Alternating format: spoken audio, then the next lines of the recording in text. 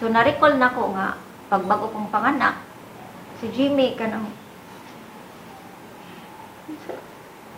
nihubag man akong tutoy ato ba. Di ko kalakaw, di ko ka barog. Ay sakit kay tanan dili makatutoy akong bata ato kay nihubag dili mo gawas ang gatas. Di may kay bawon saon kay first time niya. Siya first time po niya ato nga maka-experience. Nakita ko na ko siya nga magkarga sa bata, magluto, manilihig, ihatan ang trabaho. So I know nga, buutan yun si Jimmy. Like drugs lang. Moto akong gitubag yung papa. Nga, pag ingon niya nga demonyo, animal. Gitubag jud ko diretsyo nga, murag, wako'y labot kung sa ka, murag, ni-fight ko ba para ni Jimmy. Iko, mabait man si Jimmy, sir, hindi man siya, naka-drugs lang. Niyan ako. Bala na tuon say ako ang say resulta ato kung pagtubag basta kay murag jud ko pag ingon niyang demonyo ba. Ingko mabait man si Jimmy sir pag hindi naka-drugs.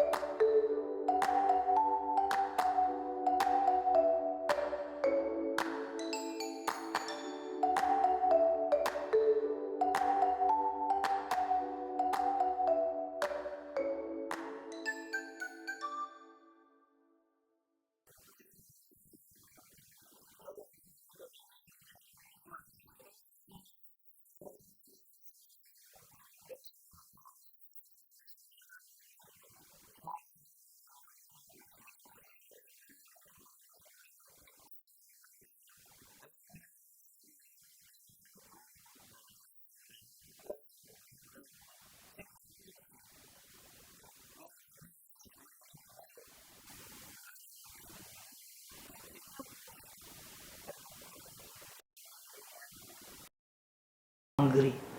I was so angry. I feel like I was betrayed. I mean, di ba? Yun. But, ganun din, after when Sheila went home, when I went upstairs in my room, I started crying. Hindi ako makatulog eh. Started crying. Then, dami flashback. Flashback yung ginawa ko sa kanya. May anak kami. Diba? Wala na akong pakialam sa anak ko. And the last day with Sheila, ginamitan ko pa siya ng knife, trying to So pinangako ko yun, after detox, talagang pinangako ko sa sarili ko na this time around, I'll do everything that I can not to lose her. It was not about to stay clean. Alam ko naman that I have to, but it was all about Sheila. So yung kasi nakahanap ulit ako ng pamilya, di ba? But as day passes by, months, nagpaganda ako ng katawan. So, I really, talagang exercise. I felt I was so strong. Grabe good. As in, lumaki yung mga muscles, etc. But, I still wanna use. So, yun yung nagpanggap ako na masakit yung ipin ko. Which, kumagat sila, drama ko, I think 2 people, sabi ko, tinatansya ko yung orderly, yung laki nila, they don't do exercise, and mas malaki, but sabi ko, yung patagalan ng bunong braso, hindi nila ako kakayanin because every other session, I run. In the morning, I wake up, I run. In the evening, I run. Then I lift weights. Talagang, grabe. Nagsumbong pala siya, so when I went out, 3 yung bantay ko, pag-ihi ko, lahat. Pati sa CRC ko, ba't parang, kahit saan ako pumunta, iba yung iba. So, I cannot move, Well, hindi ko to kakayanin. So, napastahan ako, etc. Kahit walang masakit pa noon, but yun man ang drama. So, I went out. But after that, it was Christmas, I was able to manipulate the center director, which is, may-ari rin yun eh. But he knows I know the program. I just need rest, I need just a good start in life, etc. So, binigyan ako ng chance na lumabas, December. Pero bumalik pa rin ako. Bumalik ako the following day. Graceful exit, sinabi ko. But right there and then, alam ko na agad na I wanna be with Sheila. Sheila yung lakas ko at saka yung anak ko. This is it. For me to do that, dapat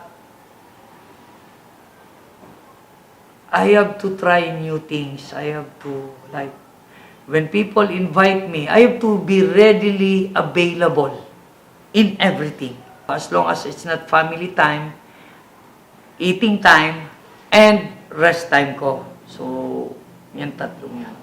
So, every time people try to call me, invite me, do this, do that, I did not say no. It was always a yes. Every time Sheila got angry when I go to meeting, hindi ako nakikinig.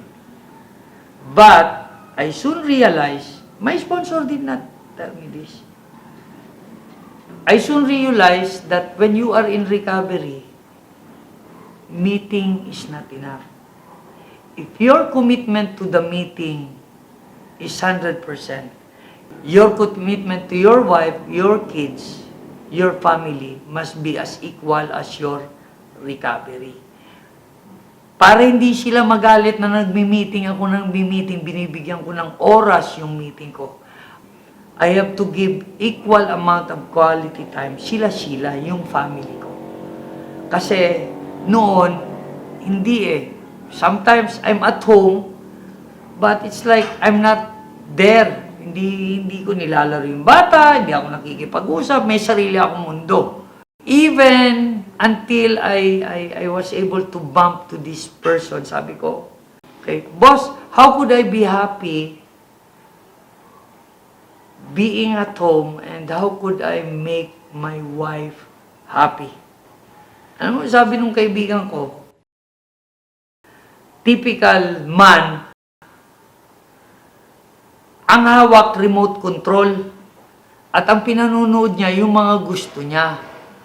So why not now try to bond with your wife watching what she like the telenovela. So pero addictive din yun eh. Pala maganda rin, di ba? Watching with her. So yun dun nagsimula. Dun nagsimula nakuha ko ang loob while Sheila was realizing also that I need support. So we complement each other by supporting each other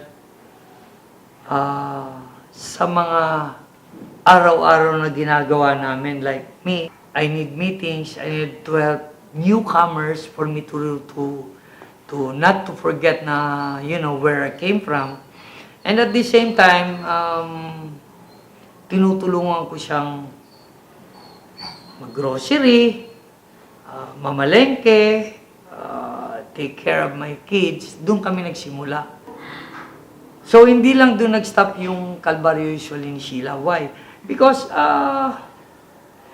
I was an insecure person eh. Tinanggal yung drug sa akin, but I was still the same Jimmy. So, every time somebody look at Sheila, galit na galit ako. Kalagot kayo ko silos, kayo kung Sheila ba. So, kahit na tumigil ako ng pagdadrugs, I was really sick. Di ba? Meron pang mga dapat. Siya nagiging shock absorber ko eh. Lahat ng mga hinanakit ko sa mundo, lahat ng mga insecurities ko, Sheila was the one receiving it. But I think nakabawi na ako. I think so. I'm trying my best.